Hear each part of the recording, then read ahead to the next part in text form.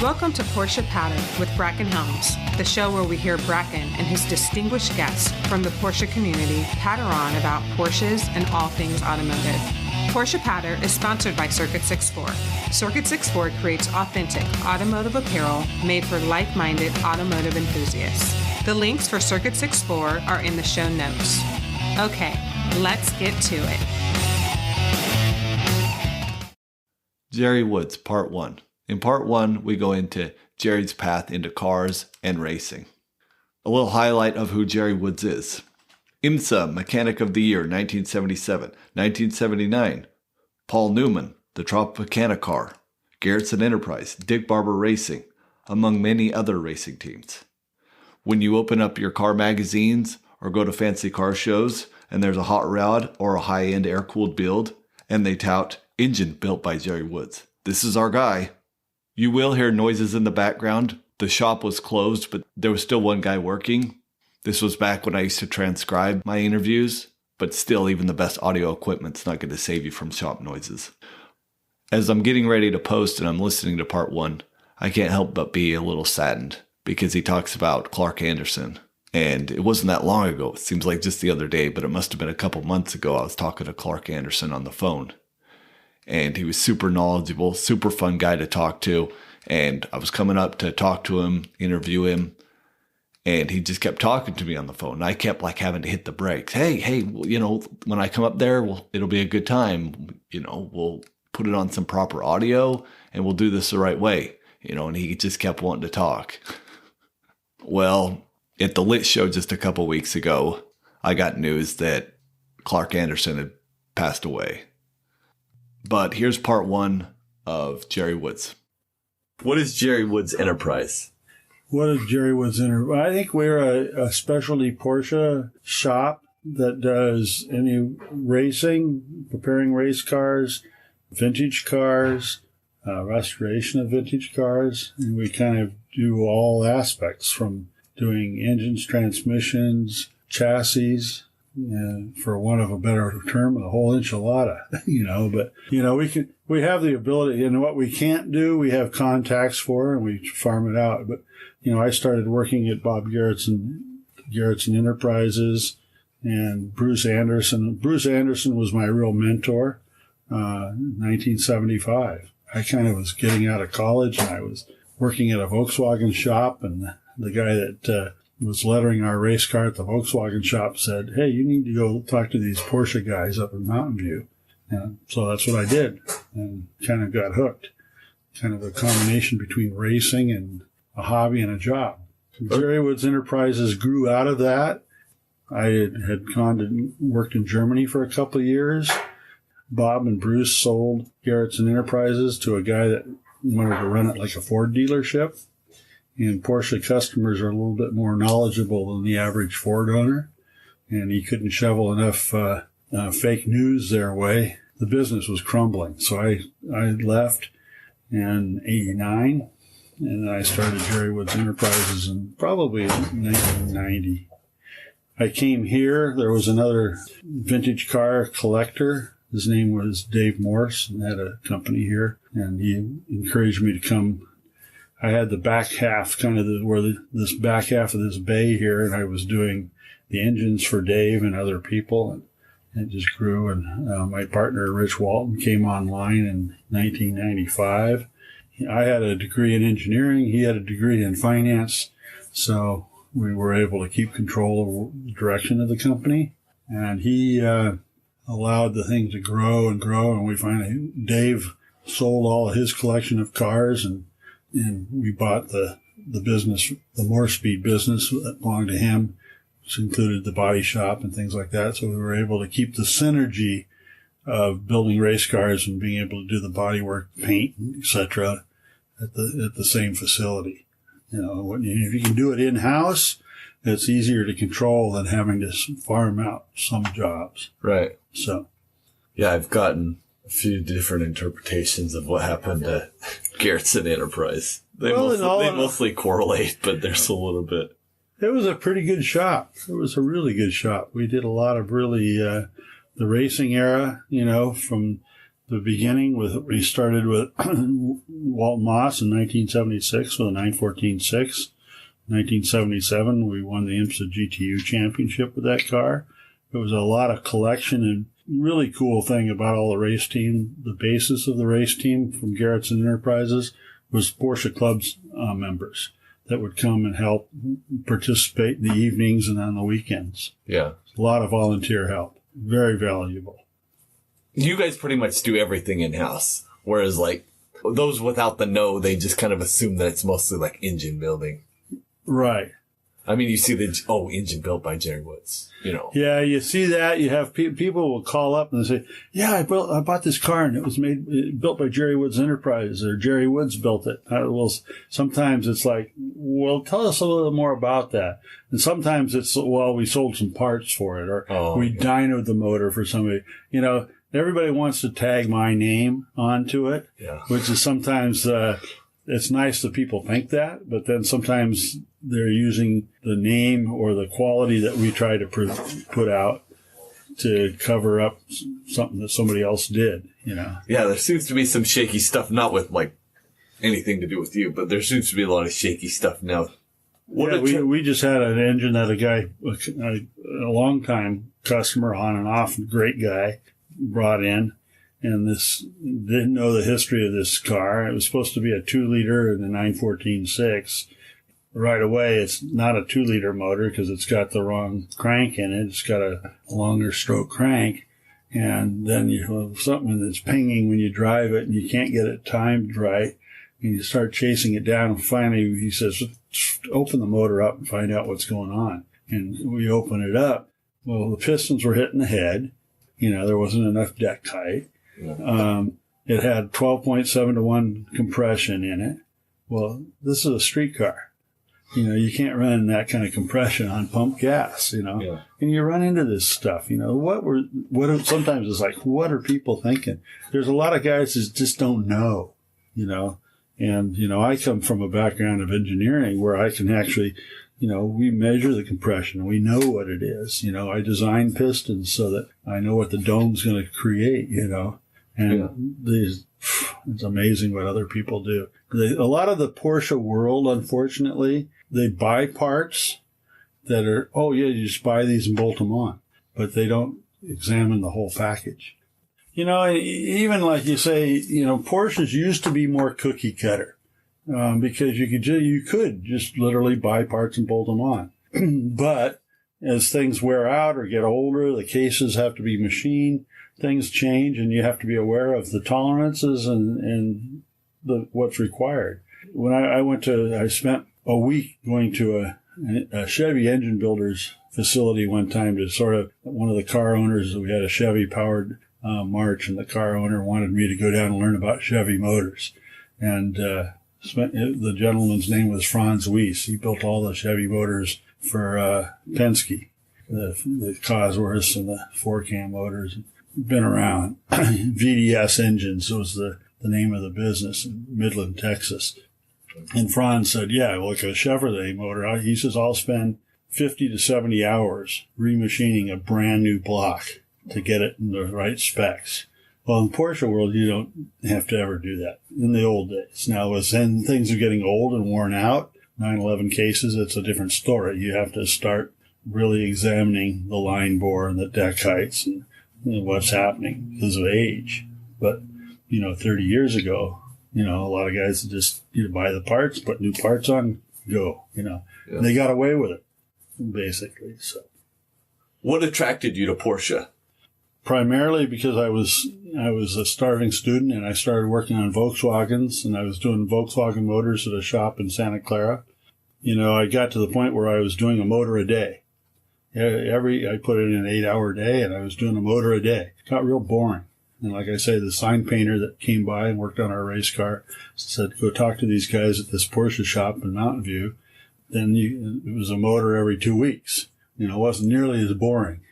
Plus, we got into some racing, and the excitement of that was entertaining. How did you get into the Volkswagen shop, or you just... Well, I owned a Bug. And like I say, I was a starving, you know, a college student with no money, so I started working on the car myself. Where were you going to school? University of Santa Clara. So I was, I learned by reading books and by doing. And then later on, when we started racing the 935s in 1977, 78 with Dick Barbour, every summer when we'd go to Le Mans, I'd go hang out at the Porsche factory for a week and 2 weeks and see what's new and pick up things from the guys there too. What car did you get introduced to Porsche with? In 1975 at Garretson Enterprises, we were actually at that time working on a off-road dune buggy kind of a car that was being raced at the local track in Fremont. And there was a local kid named Gary Lee Canoyer that was driving the car for us. We put a 914 motor into that car, and we're doing real well with it. And then we got involved with going to Pikes Peak actually in 75 and 76. 1975 is when we started that whole project. And in 1975, we went to Pikes Peak with Roger Mears as the driver. And he didn't qualify the car because he dropped it off the mountain. It didn't hurt anybody or hurt him, but we didn't get a qualifying time. So 1976, we decided we had to go back. We, meaning Garretson Enterprises and the other car people involved with the car program. I was just a mechanic at the time. Went back with 4 cars. So we didn't put all our eggs in one basket. And we had Roger Mears, his younger brother Rick, who's become well known, Rick Mears, and then Gary Lee Canoyer from Scotts Valley, and then one of Rick's sponsors he was running a Formula A car in the SCCA as a Dennis Doc Sowers. So we had 4 cars back there, and we ended up winning Pikes Peak in 1976. Which was kind of cool. So that was more of a race car. It wasn't really a Porsche car. Right. It kind of looked like one of these, in some respects. That was 1971. I think I saw the picture of it, or a picture like that in Garretson's house before he moved. I don't know. He's like in West Virginia now, I think. Yeah. So anyway, in 1976, Walt Moss came to the company and was talking about he'd been running Datsuns here locally in SCCA, and he was going to get involved with wanting us to build an E-production 914. And the owners at Garretson Enterprises, which were 4 brothers, basically talked him into, probably Bruce and Clark Anderson talked him into, wait a minute, you don't want to go into, SCCA is, just amateur racing. You join IMSA and do a professional thing and do a 914.6 and GTU. And Walt says, okay. So we did that. We ran 6 races that year. A lot of it was a trial year. And then 1977, they decided to run for the championship. And we ran 11 races. We won 8 and finished 2nd, 3rd, and 4th in the other 3. So we sewed up the IMSA championship. So that was pretty exciting period of time. Yeah, right. I was awarded the IMSA Mechanic of the Year for 1977, which is a pretty good, big honor. Yeah. And then right at the end of that year, Bob had hooked up with Dick Barbour and got involved with running his 934, 935 program through 1980. And we won the IMSA Championship in 1980 with that car, the Sachs 935. So that was an exciting period. I was mainly involved with the racing program, but also doing all the streetcar. Garretson Enterprises doing the street engine builds for streetcar. So when I went to see him, I didn't know that they were like a street tuner, I guess is what you would say. Yeah, it was. It was a shop that was more. We did street repair, lube and oils, clutches, shocks, all that sort of thing. But I ran and mainly worked in the unit room. I was just doing engines and transmission, not working on the cars so much. But I also did a lot of fabrication work, learned how to do that as time went on. So you said 4 brothers. I knew Clark and Bruce. And then Bob Garretson and his brother. Oh, yeah. Yeah, Fred Garretson. So how many brothers did he have? Because I know Fred worked. Fred worked there, but then he said he had a brother that lived down at like a turbo place? Well, Fred Garretson was Bob's older brother, and Fred worked for Garrett Air Research. Okay. Who built, Garrett Air Research builds turbochargers. Okay. And, they do a lot of things, but that was another complete industry. And Bob worked in the electronics industry in Silicon Valley. Right. And he was, and Bob and Bruce kind of started building, working on cars in their garage, and then they got a shop off, so they had more space. And then, so it was Bob and Bruce, and then Clark got involved, Bruce's younger brother. Yeah, I remember when he started talking about semiconductors, because I was asking him, like, what did you do before this? And he's talking about semiconductors, and I'm like, I have no idea what you're talking about. I don't know anything about semiconductors. Yeah. First ride in a Porsche. Well, I started working at the shop in January 1975, and it was probably February of 1975 I had the opportunity to buy a 914-6. One of the customers was selling it, so I got to where I borrowed some money, and so I paid $5,000. So it was a gorgeous, wonderful car. I owned it from January of 75 or February of 75 till I sold it in 1989. Why did you get involved with the Porsche business? It was kind of an accident.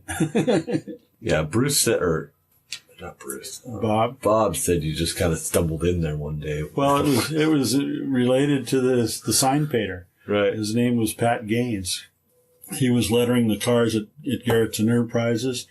When did you leave Garretson Enterprises? You kind of talked about that. Yeah, when the business got sold in 1989, I think it was. 1977, you won the IMSA Mechanic of the Year. Yeah. Yeah, we kind of talked about that. And that was with the 914. Yeah, the 914-6 of Walt Moss's car. It was actually a three-way partnership in that car, as I recall. It was Garretson Enterprises, a company called Automotion, which was a parts business. Okay, yeah. And then Walt Moss. So those three entities funded the program. So that had to have been pretty exciting. Well, it was. And then, in those days, we trailered the car from racetrack to racetrack on an open track, a trailer behind a 3/4-ton Ford van. And there was a Porsche Club member, John Clever was his name, and he wasn't employed, he was retired. He drove the car all over to racetrack to racetrack. And we'd go to certain tracks and get local Porsche Club members to help John and I. John and I were the official crew away from home. Clever was the one that rode with Bob when they did the lap across America, something. Yeah. John was an expert rally guy. Okay. So that was his forte, but he was... So Bill Patton tells me this story about, and then I asked Bob, and Bob says he doesn't remember it ever happening, but it's possible it happened. But Bill says that during that, they went in one of the legs of that one lap, whatever it was, they had to go around a track at the end. Yeah. And the two of them fell asleep at the wheel, and they went through the middle of the track. Yeah. Remember any of this? I don't know much about that story. He tells me this story all the time, and I'm just, okay. Bill's a pretty good storyteller. Bill used to have, he was one of the most outlandish, charismatic guys in Golden Gate Region Porsche Club. It was so much fun. He put on events that were just a hoot. And, when I see Bill from time to time, and he was a great, great friend. When I first met him, I was just at Easy, and he just came up, and I started talking to him, and I'm like, "Oh, is that your car?" And I point to a 914-6, and he's like, "Yeah." And after like an hour, he's like, "No, not the 914, the art car." I'm like, "Oh, you're the Panorama art car, that 968?" He's like, "Yeah." But yeah, I thought he was so full of shit when he first started talking to me. He had all these stories, and I'm like, there's no way all this happened to this guy. That's it. It did happen. He's bonkers up. So you were around John Fitzpatrick, Ralph Stromlin, Paul Newman, Ray Hall. How was it around all these people, or what do you have to say about any of them? Oh, they were all phenomenal people. Paul was he was in the era of racing in those days. We had celebrities, car owners that drove, as well as professional drivers. And Paul was, he was probably the top of the non-professional racers. And he won a lot of SCCA races with Nissan. So he was a talented driver, and he was a lot of fun to be with. I have to say, if there was a downside, it was having to deal with the crowds, because, anywhere he went, it was like you had, 100,000 people following him. And, like at Le Mans, we had to put up ropes to pull people out of the way so we could bring the car in for pit stops. It was nuts. Yeah. But he was a lot of fun. He loved having a couple cold beers at the end of the day. The only thing is he drank Budweiser, and it's like, ugh. But it was good. Rolf Stallman, super guy. I was at Riverside the day he died. I probably talked to him about a half an hour before the race, and that was a very sad day. And the saddest part of that day, before that he passed away, I was also working on the Wayne Baker's 934 GTO car, and we won our race, the GTO race that day. So it was kind of a bittersweet. That's right. We won, but Rolf was no longer with us. Yeah. John Fitzpatrick, we still touch base every once in a while, get to dinner.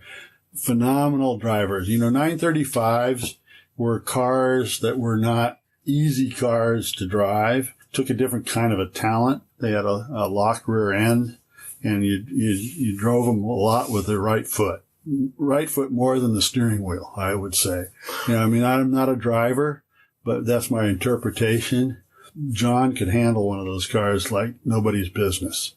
And my partner, our ex-roommate, Martin Raffoff and I, we kind of singled down to the top 935 drivers in the world. There's probably three. And that would have been Rolf, Bob Wallach, and John Fitzpatrick.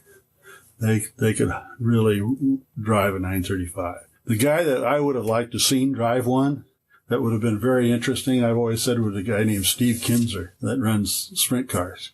If you could drive a dirt track car as well as he could, you could probably dirt track a 935.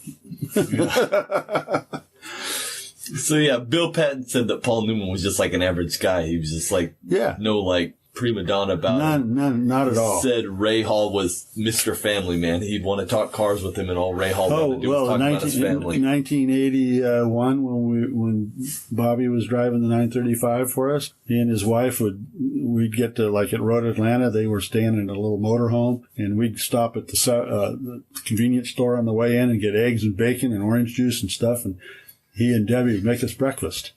Yeah. That's changed since he won Indy. not much, He says, but he said Fitzpatrick was too proper for him. He's just like, I just wanted him to say, drop some swear words occasionally, but he was just such a gentleman. Yeah, that's probably very true. But again, John was a professional, He did a phenomenal driver. We won the championship in 1980. Right. Thanks for joining us for today's episode. If you enjoyed the show, please subscribe, comment, like, and share with your friends. Feel free to send questions or suggestions to the email in the description of the show. Special thanks to our sponsor, Circuit 64. Goodbye for now. We hope we can get together again for our next episode. Now get out there and enjoy the cars and the people.